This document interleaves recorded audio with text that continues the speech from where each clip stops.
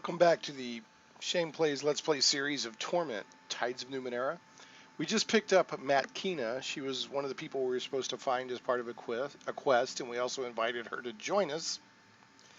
And that was at the end of about an hour and a half session, which went at least 30 minutes longer than I like to go, but there was not a really good stopping point. So anyway, picked her up, didn't get a chance to explore her. She lives in this cave of lost sorrows or dreams or something like that. We didn't get a chance to explore in here. And then also, if you go up this ladder, I guess there's an area where you can rent an airship. And a YouTube commenter named Chirs, The city Chirs. is alive with possibility. They're the same ones that commented that you can hit tab to see all this stuff. Also mentioned if you go up there, there's an inn where you can rest for about 2 shins per person. Shins are the currency of the game. So I think we're going to go up there and do that. But first, we're going to look around and see what there is to see. I'm going. Yep, 22 shins and speed healing. I'll definitely take that. I guess she won't be angry at me. All right. What is this? A father teller. It's an oddity. The small polished disc looks like a handheld mirror, but anyone who looks into it sees an image of their father or their species equivalent looking back at them, mirroring their every move. When you hold it, though, all you see is your own face. Well, that's because I'm a cast-off of the changing god. So, it's more shin, nice details and cool stuff in here in this game. What do we got here? We can. Oh, what is this? The tunnel once led in this direction, but the ceiling has collapsed. I guess we came up through here. Well, no, did we come this way? The final words of countless men and women are scrawled upon the stone wall. Some are apologize to loved ones, while others rage against injustice or a slight. A few only left their names. Yeah, it said earlier, I think that this is the Cavern of Last Sorrows or something like that. People would basically come here and kill themselves. And they talked about a ledge. All right. That, yeah, I think people would jump off of to kill themselves. What is this? Is this... Oh no, this is how I can leave the area. Maybe they jump down here to kill themselves? I'm not sure. Let's come back. We shall see.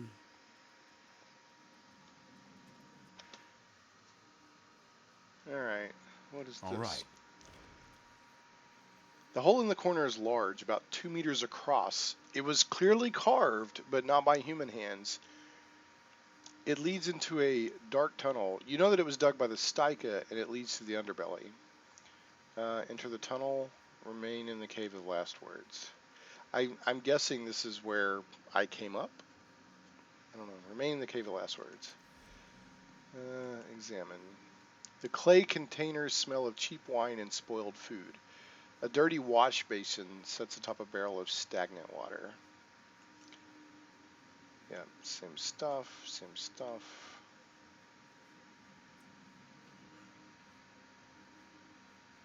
I just picked up Matkina. She's a Jack assassin. Oh, her health is 27. What's my health? Okay, yeah, health is higher than the other stuff.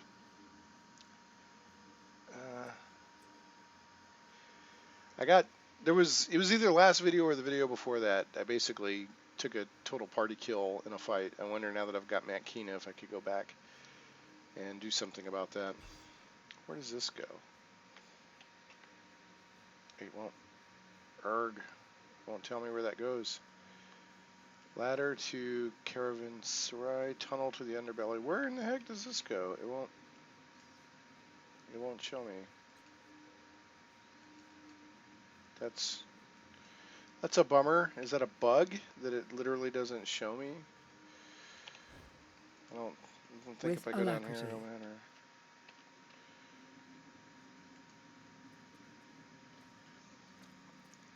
I'm gonna quick save real quick. Yeah, I literally can't read what that says. Let's see where this goes. I'm curious. Let's go. When someone tells you to take care of unfinished business before leaving a location, take heed. Usually you won't get a chance to return later. Huh.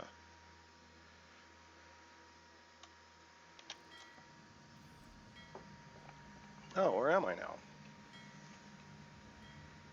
I have no idea. What is this?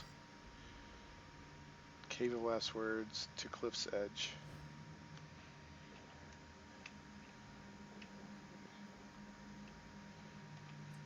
Fine. What is this? It's like a ledge that I can't. Oh, this must be where people All right. threw themselves off. Okay, so this must be the. Oh, that looks pretty cool. Skeletons of strange beasts, and I wonder if that. I think there's an area called the Bloom that is really weird. I wonder if that's the Bloom. Kind of H.R. Geigerish. This must be where people threw themselves to their deaths here. Yes. Yeah, I don't think we can get there. Yeah, we can. Of course. Okay, so that was just kind of a neat little area that just kind of neat to look at. Naturally. Yeah, so they scrawled their names here before they went and threw themselves off the ledge. So this is how I get to the underbelly, which is where I came from originally to get here. Alright, let's go up. On Let's it. check out the cavern sensori or whatever. Though weathered, the rungs of this ladder are firm and strong. At the top of the ladder, you can see a closed hatch. You can also discern the levers that hold the hatch snugly closed. Ascend the ladder.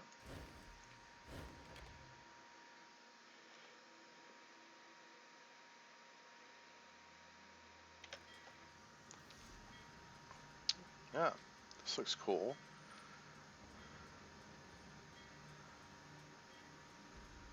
I need to check. I haven't even. Oh, what are these things? Silver orphan, silver orphan. I haven't even checked out what Matt Kina has got going on. Sonic Blade. She is a furtive jack who murders.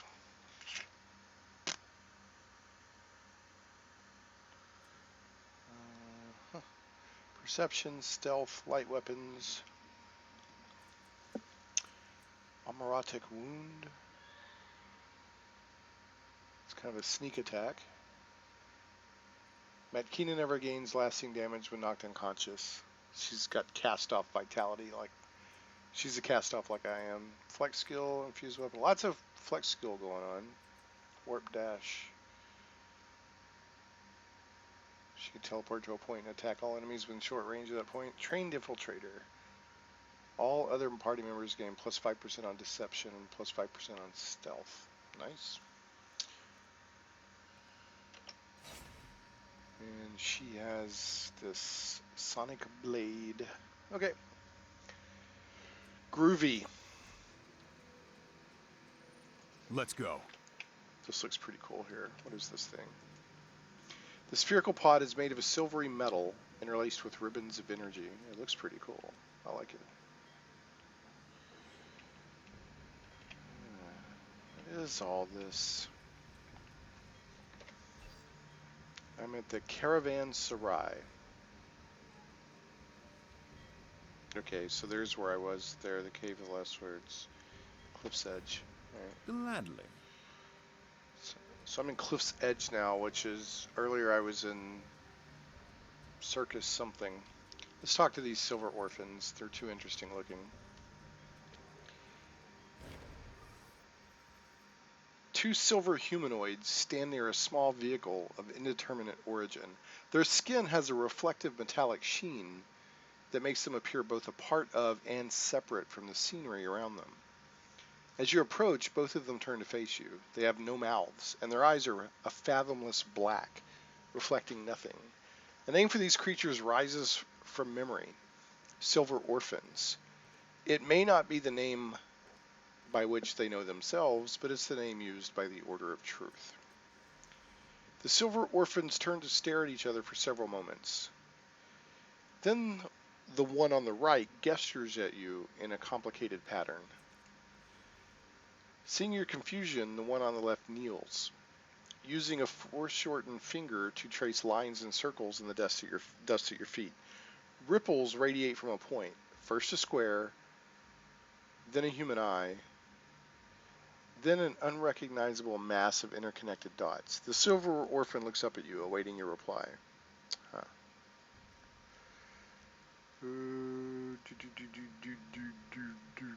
I am completely out of intellect. Copy the drawing and attempt to communicate. I'm going to say try to interpret the drawing. This is my best chance, is 50%. Ah! I got it. Alright. You stare at the drawing, following the lines and shapes with your eyes.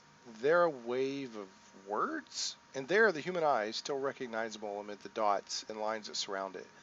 Behind the eye, the square, and something familiar like a tool you once held in your hands. Alright, the computer's thinking. I've seized up for a moment here. Like the resolution of meaningless noise into the refrain of a beloved song, you suddenly know what it is the silver orphans speak. Machine intelligence, however or wherever they may be concealed. Machine intelligences. The orphans watch impassively as you reach this realization. Then the one on the right holds out a hand in a request for information. Who should I tell him about the foreman in the underbelly?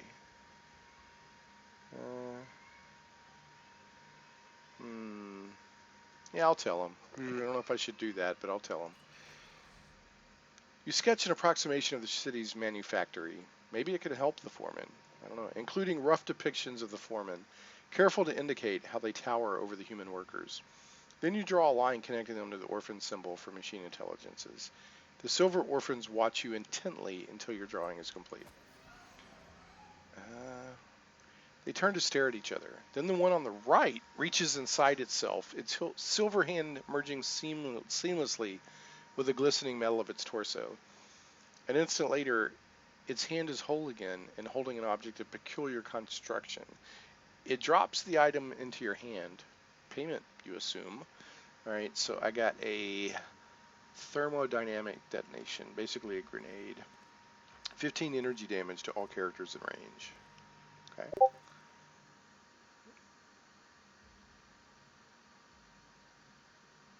I'm going to pause the video for a second. I've got Discord message. If that sound you just heard keeps happening, then I'll turn off Discord. That was a Discord notification. Thermodynamic detonation. Okay. I'll say, I'll let you know if I find any machine intelligences. Alright. Let's talk to him again. Another time then. I hope I just didn't do something really bad. I'm hoping that might help the silver orphan, or the foreman. We'll see. Basically just sold them out, I think. Packed bundles and sealed urns line the area, waiting to be taken into the city or loaded onto a ship. On my way. Memovira guard. Memovira guard.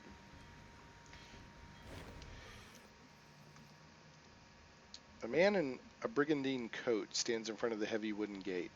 His arms are crossed, his feet firmly planted. You got business with the Memovira? I want to say, who's the Memovira? She's the boss lady of the Bloom. Been in charge for about 10 years. Couldn't tell you what the title means, but there's always been a Memovira. His eyes narrow. And if you had to ask that question, you ain't got business with her. Out of the corner of her mouth, she mutters quietly to you. The Memovira he serves is hardly worth the water it takes to spit. A real shin-shaving grifter. The old one was the living avatar of the Bloom. Can you tell me anything else about the Memovira? Nobody crosses her, not even the council. He waves a dismissive hand at the passersby. All these poor plotters are scared of her, and that means they're scared of me too. Go work for the Memovira, son. That's what my dad told me. You'll never be anybody in this life if folk ain't scared of you.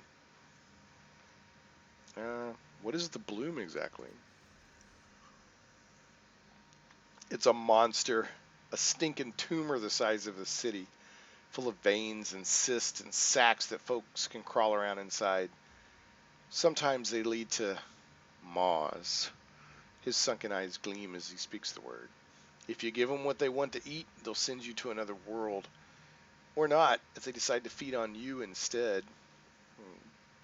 So you're from Saga's Cliffs? Born in Cliff's Edge. House where I grew up fell into the sea a couple years back thanks to the Styka. Made the Black 3 bugger him with flaming pricks. He spits. Joined up with the Mimavira and served 5 years in the Bloom. Gets in your head, the Bloom does. Whispers to you. Tells you to do things, maybe. His eyes gleam. When the boss lady found out, she sent me out here. What's on the other side of the door? A road. It goes down the side of the cliff toward the Bloom.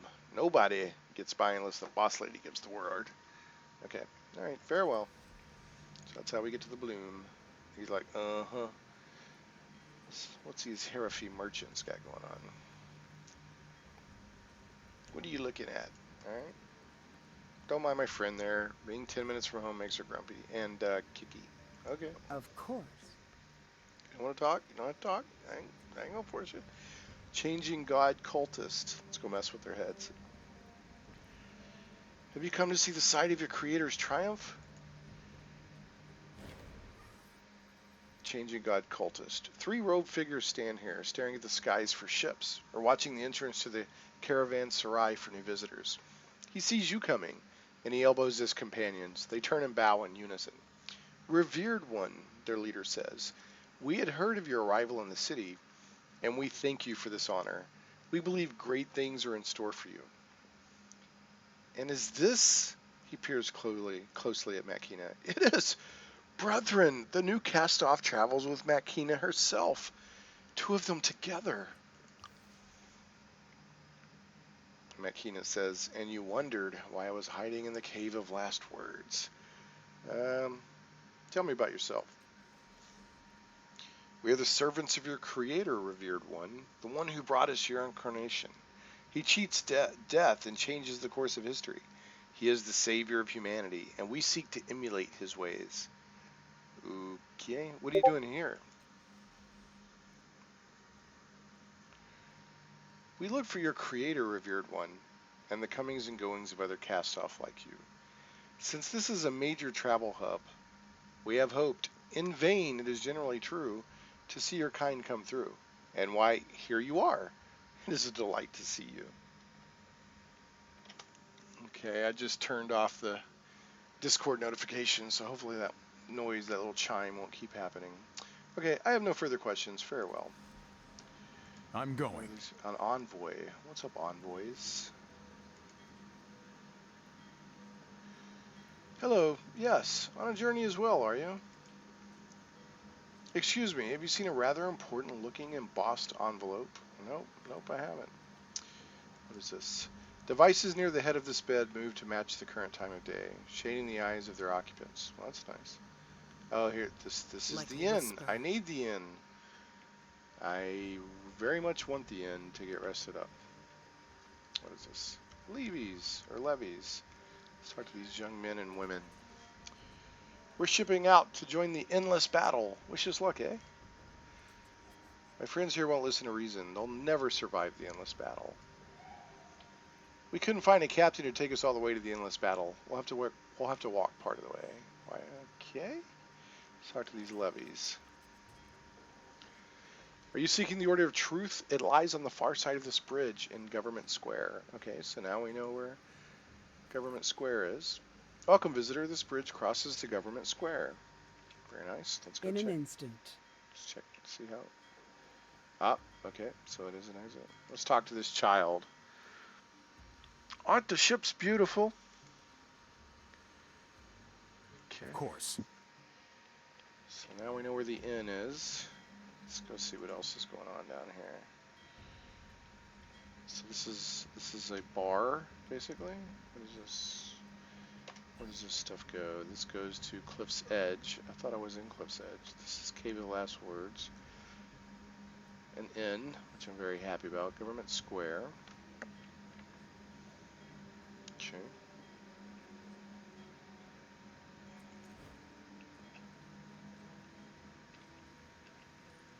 tavern. Oh, these tables look cool with the little magnetic, or the rings of force or whatever, holding the tables up. It's kind of cool. Let's go check this out. You won't notice I'm gone. Oh, but you didn't leave, so that's why. Oh, that looks really cool. One thing that this game is definitely doing well. I like this game, but one thing I really like is all the cool little stuff to look at. These weird. It's very Numenera, if you know the setting. It's just really neat. So, hold on a second. Tab. Can I interact with this thing?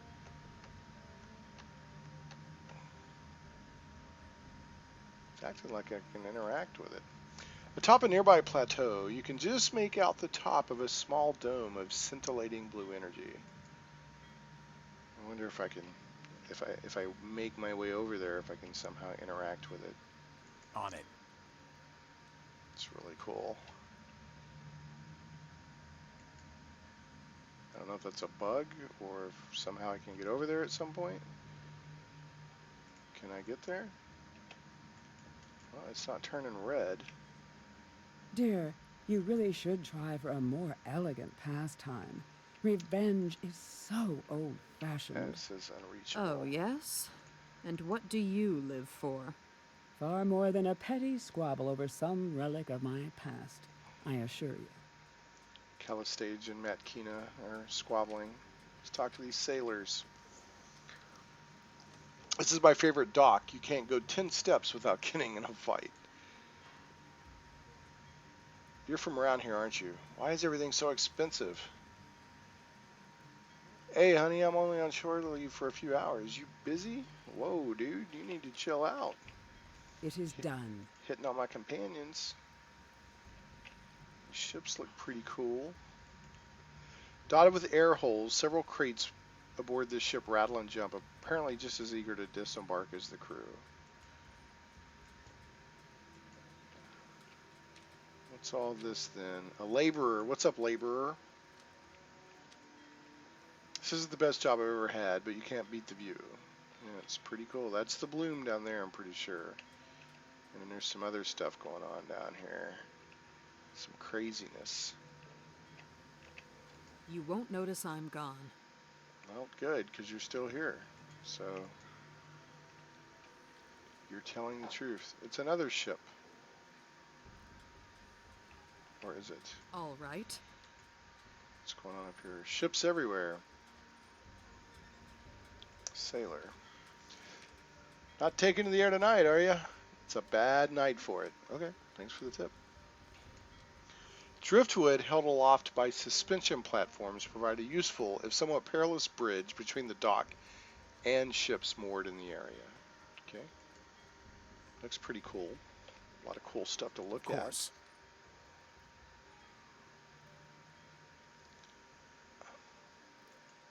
Master Renio. What's up, Master Making a Renio? note. On the Builder's Trail. Okay. Master Renio. This airship master is keeping a nervous eye on his vessel. He is a short and wiry man dressed in travel-stained but well-kept clothing. He is chewing on his impeccably groomed mustache in frustration. As you approach, he turns away from his vessel. Welcome to Master Renio's Aerophile Adventures. I'm afraid that I will not be departing anytime soon, not since the theft. He says the word carefully, as if holding it at bay. I've always taken pains to see the best in people, he confides, swallowing hard. But that was before that runty, glowing, straw-haired idiot stole the coronet, my prized airship. He shakes his head, genuinely distraught. Until that thief is caught, my ship remains in dock, safely shuttered and chained. Can you tell me how your ship was stolen? Of course, he says, looking grateful that you've taken an interest in his plight. The vagrant asked to borrow my airship first, if you can believe that. I refused, of course, and as politely as possible. He shakes his head slowly, sorrow stealing into his face. I only looked away for a moment to sign some paperwork, and when I turned back, he was already in the air, waving from the railing. I'll help you find him. Sure, why not? Oh, gold. Yeah, compassion or help or whatever seems to be gold. That would be a great relief, he says, sighing. If you do stumble over him, bring him to me. I want to look the thief in the eyes and ask why he did this to me. Making a note. In the meantime, what can Master Renio's aerophile adventures do for you? Okay, I'm going to go on record. I think that the guy, uh, when he's waving, like maybe the airship got away from him or something. I don't know. We'll see. It wasn't maybe an intentional theft. I'm not sure. These plants look cool. They're like ferns, kind of. They have roots, but they're not going into uh, the ground. They're just hanging on to the stone or concrete or whatever. And the reason I say they're like ferns is it looks like they're surviving without uh, soil or water. Looks like they're just kind of subsisting off the air. Ferns can do that. Can you remind me what the airship thief looked like? He was a shorter fellow with blonde hair and a thin build. He was also glowing. Master Renio scowls. And I should have known what he was planning. Oh, I've seen this type before.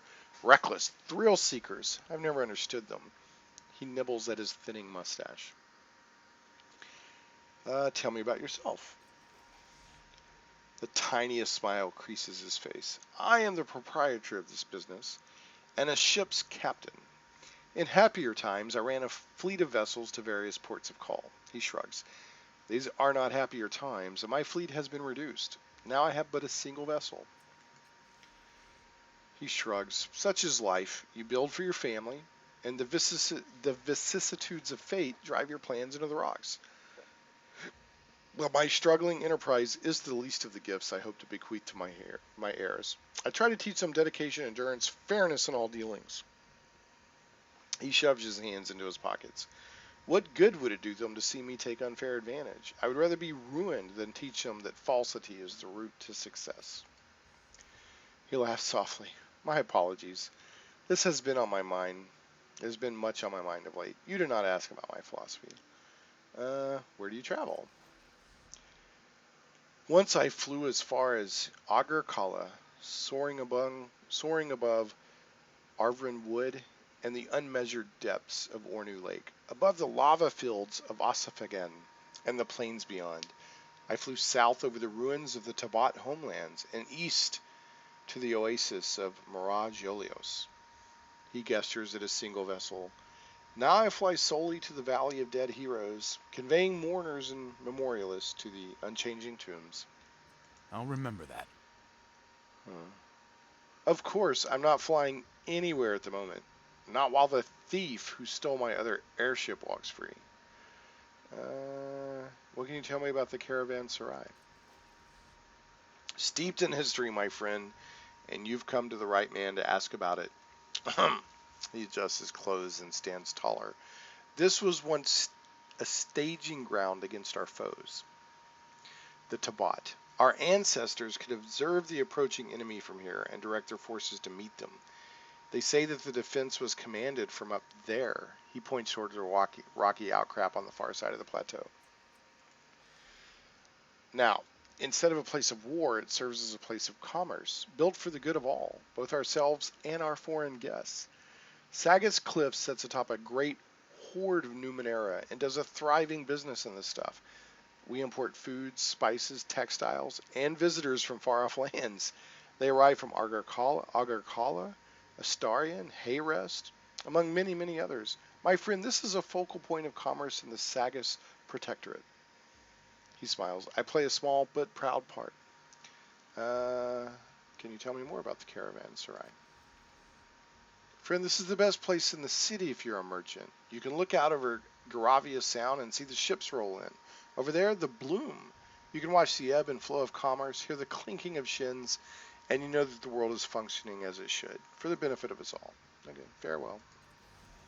All right, I got a couple of quest updates while I was talking to him. Let's see what's going on with the journal. On the Builder's Trail. Seek passage to the Valley of Dead Heroes. Okay, I can hire an airship, the caravanserai, to take me to the valley.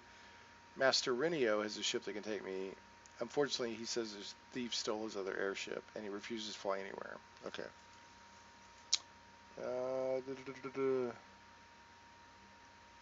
Okay. See, passage. Yeah, Male Avest. That's where the other cast-offs hang out.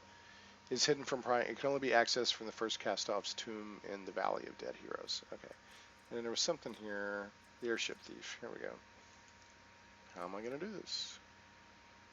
Below average height, straw-colored hair, and glowing. Okay. Let's see what's over here. What's all this then? It's just stuff.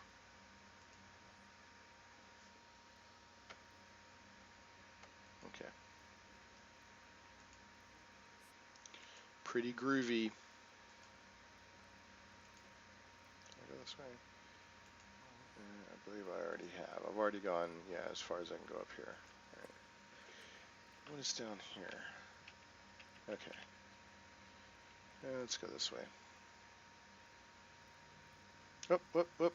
Did I talk to these guys? A Gibra merchant. I can't wait to get home and eat some fried grappa. The Sagas version tastes like minty mud. Air breathers are fascinating and amusing, but I long to be back among my own. We had a good trip this time. You air breathers have a taste for our spices, it seems. Well, good. What's all this then? Oh, it's like a little gyrocopter thingy. Ornithopter or something.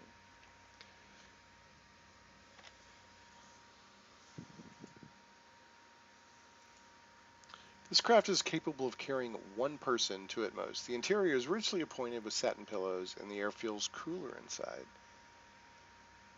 Quijano del Toboso. This scrawny old man practically rattles inside dull and dented armor that was clearly made for someone bigger than him. Nonetheless, his eyes burn with a bottomless fire, and his smile, as fierce as it is genuine, flashes beneath his graying thicket of a beard.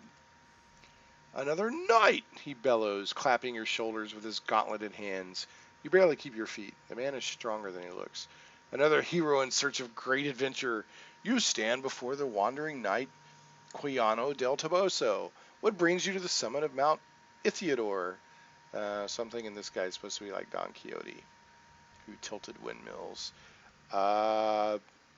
Why did you call this Mount Ithiodor? It's a city, not a mountain.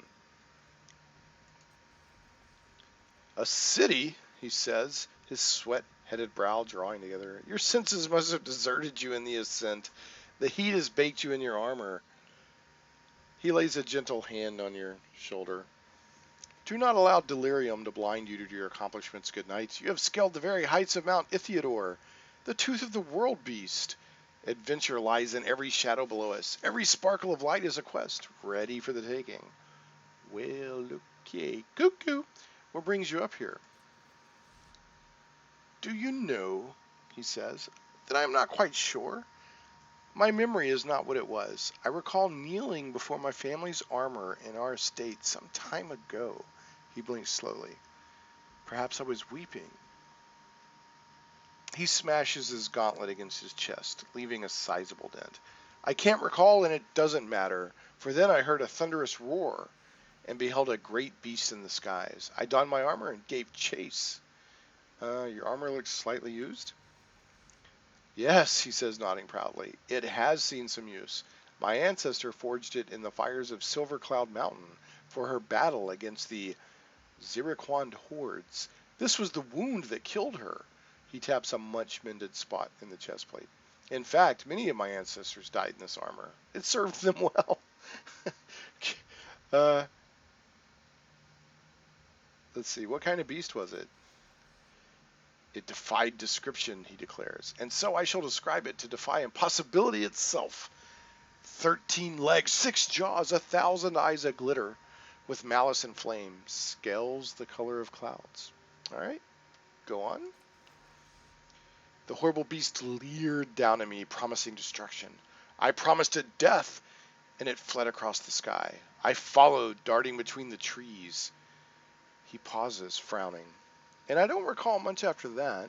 I remember walking, having various adventures along the way, of course, but I cannot quite recall why I came here. Ah, he says, raising a finger. Of course, I must have had the frankly brilliant notion of scaling this lonely mountain to better spot the beast from afar. He shakes his head, his wispy beard waggling. Alas, I've seen nothing so far. I want to say your beast sounds like a particularly large cloud. I'm pretty sure you ran into a tree. That was an amazing story, thank you. I feel like I should tell this guy the truth. A large cloud. So blue went up a little bit. A cloud, he says, chuckling. A tree? The perils facing us in this world of wonders are not so mundane. You say you're looking for a great adventure? Yes, but I feel I must speak plainly, he says, plucking at his beard. Too many people have mistaken me for a common mercenary. He straightens. I am not interested in entangling myself in local quarrels. I will not hunt a beast that cannot hunt me in return.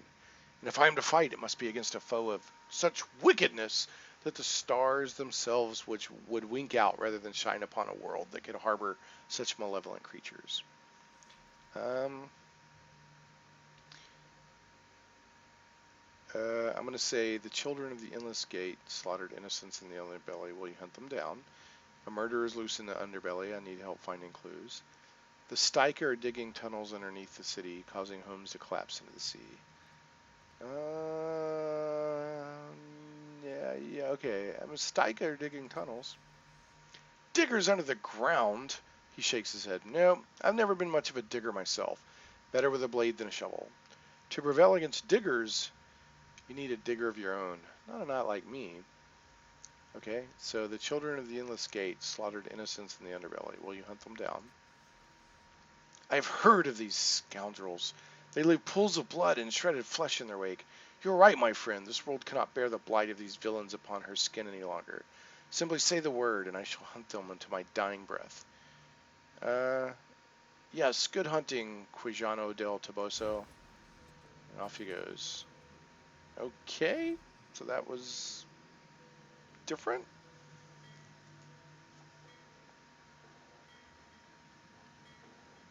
Yes, child.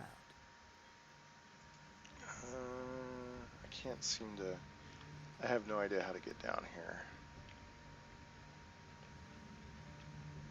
See, this looks like I should be able to touch it, but... Alright. Whatever. Whatever. Let's go down here and talk I'm to there, folks. in the shadows. Explorer. Tarnak Hobbs. Barkeep! Seen him before, haven't I? Locals don't usually drink here. So I can't buy anything here? Most of my customers are half-minded sailors, frustrated traders, and lost tourists. A man see things working here, things he shouldn't. Okay, well, I was hoping to buy something. One time, a customer bought a bottle and swallowed it whole, cork and all. Okay. Tarnak Hobbs. This man's brow is creased with worry. He avoids your gaze, his eyes fixed on a point to your left and far away. His trembling, battered fingers pluck at the air. He stares through the chattering customers, the bar, as though he is utterly alone. Stepping closer, you see a thick blue crease running down his throat and into the depths of his heavy robes. And orderly rows of azure holes pierce his bony arms from elbow to wrist. Okay. Discord, he says as you approach. Scarred melody, too many voices. Hurts. His words stream out one by one in a subdued and continuous monotone, tumbling over each other as if in a blind rush to escape. Study the man. He does not meet your eyes as you step closer to examining him. Instead, he winces as though your presence is somehow painful to him. You watch him move and track the twitching of his fingertips. You hear a low, vibrating whistle, though it is not coming from his mouth. Say, what are you doing here? Wayfarers bring me broken Numenera. I repair them for pay. I need to eat, he cries, and you don't think that you're the target of his anger. The wayfarers thank me, he says, swallowing. They do not know I have remade their Numenera. They do not know they will also be remade. Okay. Can you remake any of my Numenera? Instead of asking to see your belongings, he looks at you for the first time. His pupils are as dark as the space between the stars. No, he says after a long moment. His eyes flick back to whatever distant, terrible place has so captured his attention. You're wounded. A broken instrument. He has no use for you. What are you staring at? The grand hall, the spiral pinned by broken columns. The invisible roof. He stops with a gasp, and a tear rolls down his dirty cheek. He tells me not to share our secrets with you. You are not of the choir. You are discord. Cold wind coils down from the rooftop, flicking at his tattered robes. You didn't even look at my belongings. Do I have anything you can remake? No, you are worthy, but broken. This time he doesn't look at you. Alright. I've never heard of the ruins of that you speak of. He gasps again and clutches at his chest. Beneath the man's agony, you sense otherworldly indignation and ageless despair, deep as oceans. Not ruins, fallen to the foundations, yes. A car will rise once more when the choir awakens. His gaze meets yours. The conductor will reward your curiosity and allow me to tell you what I have seen. You need only ask. I wish to know what you have seen. Before my becoming, I found a pit ringed by stone, deep in the Arvran wood. Broken pillars at the edges. I stepped inside, breathed the dusty air. He pauses, passing a shaking hand over his mouth. I was lost in the grand hall for days, decades.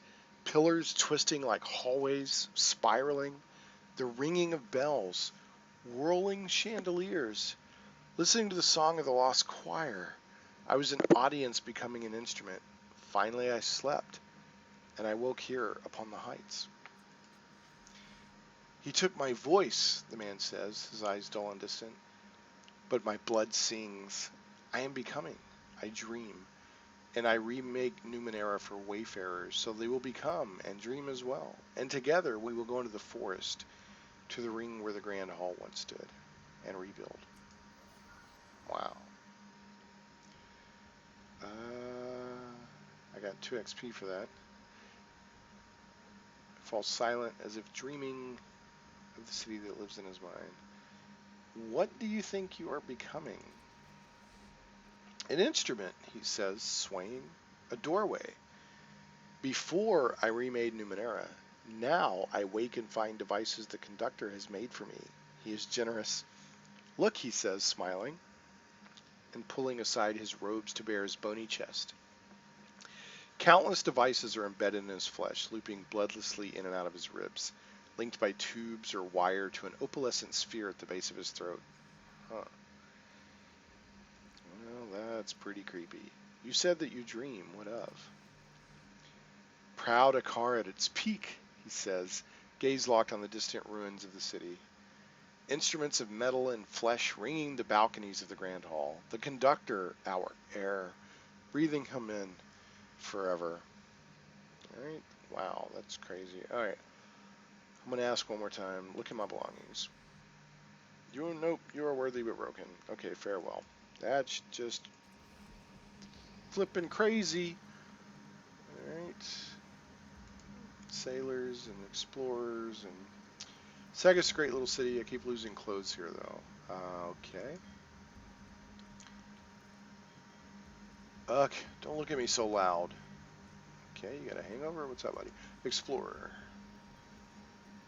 You got the look of an explorer about you. Am I right? I want your opinion on something. Okay. Well, what? I think my friend here and I should explore the bloom. The alleyways, the bars especially. Oxford here wants to explore the Verzulian waste. Sounds hot, doesn't it? Sandy. I'd rather discover an exciting new cocktail than a dozen pointy rocks, wouldn't you? I don't think I'm ever going to get a chance to answer him. Good day, human. We're somewhat busy at the moment. Kraska, my companion here, believes our next sojourn should take us into the bloom.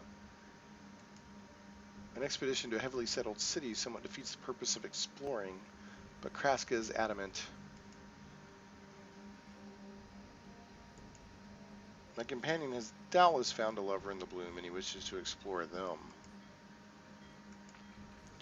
Kraska is exhausting, entertaining, but exhausting. Aussie, is it your turn to pay or mine? Okay, Sylph, what's up, Sylph? This pretty young woman stands unnaturally still. Suddenly, her large, glassy eyes spring to life with a rattle and quickly lock with yours, before just as quickly snapping away. Her skin, as fair as porcelain, is cracked beneath several layers of dirt and faded makeup. And on the side of her neck you see what appears to be a small tattoo of vertical lines with glyphs etched at the bottom. For a moment, familiarity overwhelms you, disappearing as a minute shudder runs down her arms.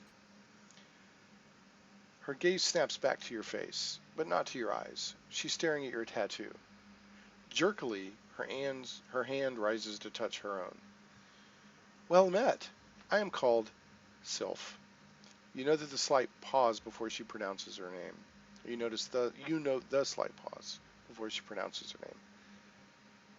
Her voice has a purring quality under which you can hear the spinning of countless gears. She coughs, just once, and a small greenish cloud emerges from between her lips. How did you come by that mark? I'm going to try to remember where I've seen her tattoo before. Anamnesis. You hear an echo of yourself and see in front of you a strange old man, gnarled by time and rabid with expectation. On his neck, weathered and sagging, you see the same series of vertical lines etched into his skin, a faded map to a time or place that no longer exists. An inadmissible period of time has elapsed without an answer. Conclusion, I will rephrase the question. She says as the memory fades, how did you come to have those marks upon your skin? I'm going to say I'm a cast off of the change of God. You hear an excited clicking and her eyes flutter closed briefly. I appreciate your honesty, she says, the manic working of gears sounding from deep within her chest. She regards you, head tilting to the side with a series of small ratcheting noises. You have the absurd impression the motion is meant to be flirtatious. I hope you will answer another question for me. Her voice takes on a more eloquent tone, deeper and richer than you've heard from her before. I wonder if you might have heard this old riddle before. She clears her throat and begins, as if reciting from memory. What comes in with breath and out with a word, transmutes upon death but can't be conferred. The word sounds vaguely familiar. The words sound vaguely familiar, resonating in your mind even after she stops speaking. Okay, what comes in with breath? Out with a word. Transmutes upon death but can't be conferred. I would say life. Nothing? I will say life. An adequate answer, she says, but incorrect. She raises one hand to form a curious sign with her fingers.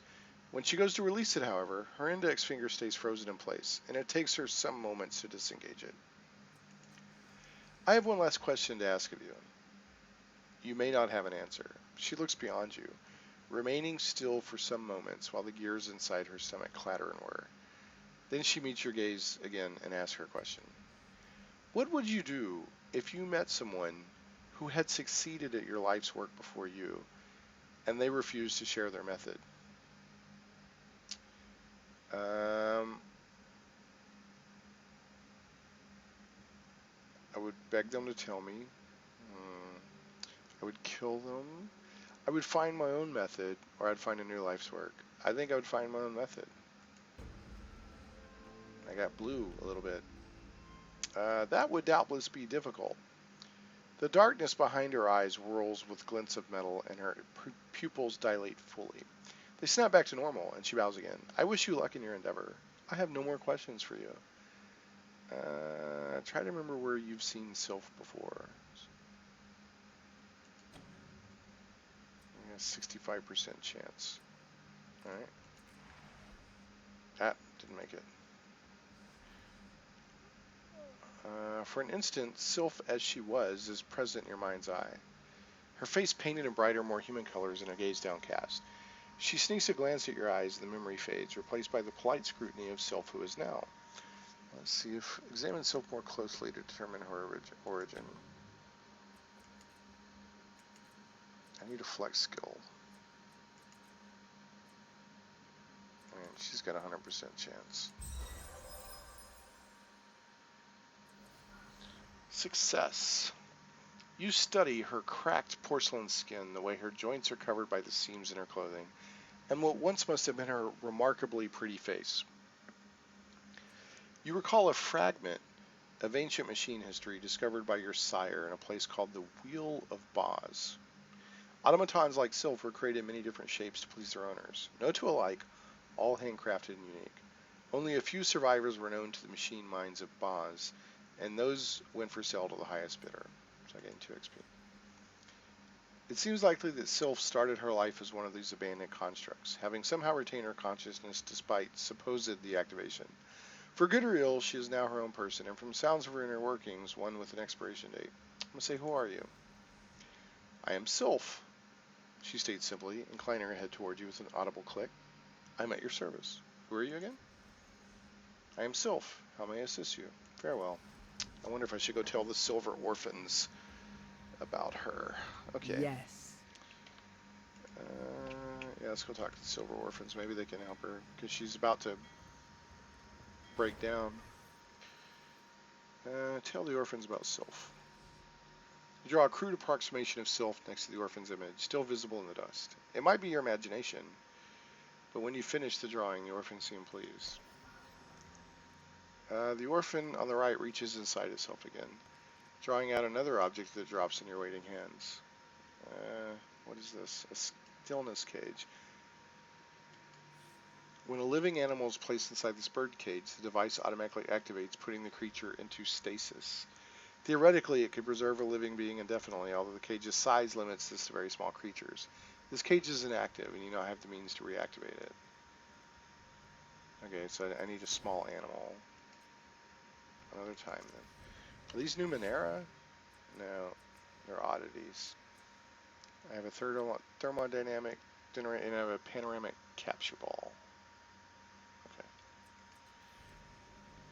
Alright, let's go to the inn, and then we're probably going to be the end of the video, because we're here, it's been almost an hour. Let's talk to the airship captain. Oh there! Alright. In this world, then. Let's talk to Tranquility. Tranquility Base. A woman as tall and graceful as a willow steps forward to greet you. She bows, then looks down at you with warm, gold-flecked eyes. Welcome, she says, to Tranquility's Rest. I am the proprietress, Tranquility. Are you looking for a place to take your ease? As she speaks, a sense of delicious calm comes over you, and you find yourself wanting to agree with her. There is nothing you'd like better right now than the peace and solitude of a quiet room. I really do. Callous stage. She sniffs the air. There's more to this woman's charms than long legs and sweet words. She's giving off some kind of calming pheromone. Interesting. Your perfume seems to contain some kind of pheromones. Are you manipulating me? She smiles faintly. If calming can be said to be manipulating, I suppose I am, but it is nothing more than that. I cannot control minds or influence thoughts. My scent seems to relax people. That, and another trick I learned, convinced me that opening a hostel might lead to success. Could you use your calming abilities to put me into a trance? She looks bemused. No one has ever asked me something like this before. She shakes her head. As interesting a proposition as it is, I must refuse for fear of some complication or retaliation for the same. Please, I promise to hold you blameless if anything goes wrong. Aren't you curious to see what will happen? Who can persuade her? Nope, I got a 75% chance. 55. 80. Yeah. 100% chance with him. She hesitates, then nods. Very well. As long as you're willing to absolve me from blame, I will do it. She reaches out to you. Now take my hands and close your eyes. As you take her hands, a scent like baking bread and honey overwhelms you. And she begins to sing in a soft but resonant contralto. The melody fills your head, making it heavy with slumber, so that your chin drops to your chest. You feel like you're being lowered gently into a warm bath. The water closes over your head, but there is no fear of drowning. You have returned to the womb, where all is comforting darkness and the steady pulse of a beating heart. Whoa. Oh. So this is another way to get to the labyrinth, I guess? Yep. Okay. You're looking a lot more well-rested than you usually do. Actually, I'm not well-rested at all. Alright. I think I'm ready to go. Farewell. So... All right. Okay, so that's another way to get to my labyrinth. I think that's what it's called, is a labyrinth.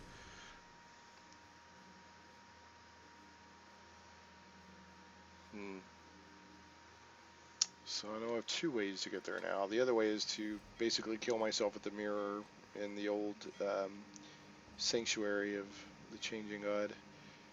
Okay, let's talk to her again. Welcome back, friend. You've been missed. Forgive me for asking, but are you human? She laughs melodiously. No need for apologies. Given my height, it is a natural question. I am indeed human, a human mutant, and fortunate to live in Sagas Cliffs, where that is not a crime. There are very few places in this world where someone like me would even be allowed to clean a hostel, let alone own one. Alright. Can you tell me about Tranquility's Rest? She smiles. It is the most peaceful inn in Sagas Cliffs, with the most beautiful views. All rooms face outward, so that the bustle of the caravanserai is invisible and inaudible. All you see is sky and sea and the roofs of the city far below you. And all you hear is the breeze. I am the sole owner, and I've been offering solitude, security, and discretion to travelers for 20 years. You will never have as sound a night's sleep as you will when you stay here. Okay? Great. I'd like a place to sleep. I'm so pleased. I'm sure you'll be most comfortable. The price is 20 shins per person.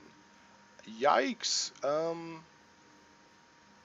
I thought that it was 2 shins per. Maybe the person that is it chins? I think crins. There's a very helpful person that's been posting on the videos, so I didn't mean to get the name wrong. I mentioned them earlier in the video, but I thought it said 2 shins per person. But there's one, the Cult of the Changing God. I think you can just stay period for 20 shins, but you know, man, I've only got is that all I have is 129 shins? Oh, 24. I'm about to spend 80 of it. I don't care. I need to rest. Thank you, my friend. Rest well. Can never get enough of that. Oh, that was good. Addendum added, circles in red. Messenger. Wake up, a woman says, and you do. She stands, arms folded, watching you with a grim expression. There's been another murder in the underbelly, she says. A little mutant named Crooked Keek. Folsom wants words with you. She turns to walk away. If I were you, I'd head down there now. Okay. I'll get there when I get there.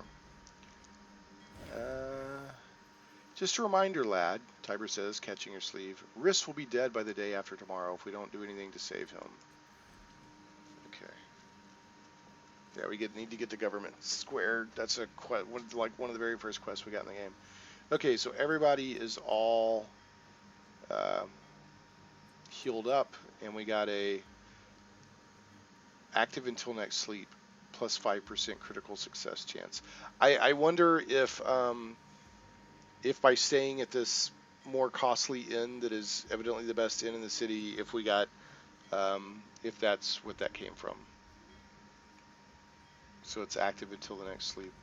So it costs more, but it's a better, so you get a better chance of I'm ready. getting a critical success.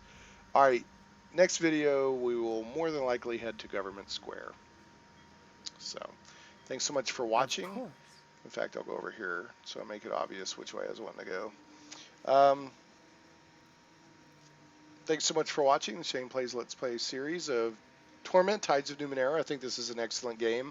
There's a lot of narrative, but it's just a deep, rich experience, and I'm really enjoying it. It feels like Numenera. Numenera is a very, very cool setting, and I like what's going on.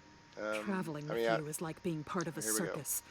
Everyone stares. This is Matt. All the better to hide yourself in my shadow, dear. For who will look at you when I am around?